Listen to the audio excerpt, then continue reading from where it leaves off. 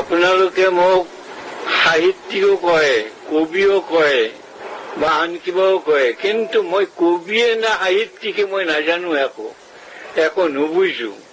বাস্তৱিকে মই লেখো, সেইবিলাক কবিতাই হয় না সাহিত্যই হয় মই নাজানো একো, কিন্তু লেখো। মই লেখি আছো, হাত থৰবৰো কৰে, কিন্তু লেখি আছো এতিয়াও। সেইটো কি? মোৰ একমাত্ৰ ধ্যান দেশ মাতৃকাৰ। দেশ মাতৃকাই মোৰ ভগৱান, দেশ মাতৃকাই সকলো, তাৰ বাহিৰে মোৰ একো নাই। যোৱা 50 বছৰে যিটো নেকি মই অৰ্থাৎ প্ৰেৰণা লৈ দেশ মাতৃকাৰ মূৰ্তি আগত লৈ মই চলি আহিছিলো। কিছুমানে কয় যে দৈত্যৰ দৰে চলিছে, কিছুমানে গুণ্ডাৰ দৰে চলিছে, কিছুমানে একেবাৰে চেলেপুৰ দৰে কৈছে। কিমান কোনোফালে ভ্ৰক্ষেপ নকৰি মই চলি আহিলো।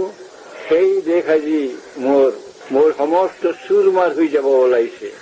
আপোনালোকক মই কি কম, দেশ ৰক্ষাৰ বাহিৰে কোনো ধৰ্ম নাই মোৰ। যদি তাৰ বিৰুদ্ধে, ভগৱানৰ বিৰুদ্ধেও তাৰ নিমিত্তে মই যুদ্ধ কৰিব লাগে, তথাপি মই প্ৰস্তুত আছো। যে মই দেশ, ভগৱান, তুমি অপ্ৰকাশ, মই প্ৰকাশ, তোমাৰ মোৰ সমান ৰাইট। এই সৃষ্টিত মই নহলে তুমি ঠাউৰিব নোৱাৰা। মই যদি প্ৰকাশ নহওঁ, তুমি অপ্ৰকাশ হৈয়ে থাকিবা সদায়। এয়ে মোৰ জীৱনৰ ফিলচফি। দিন ৰাতি কেৱল দেশ মাতৃকা, দেশ মাতৃকা। কিন্তু দেশখনৰ কি হ'ল আজি, অসমীয়া ভাষাৰ কি হ'ল?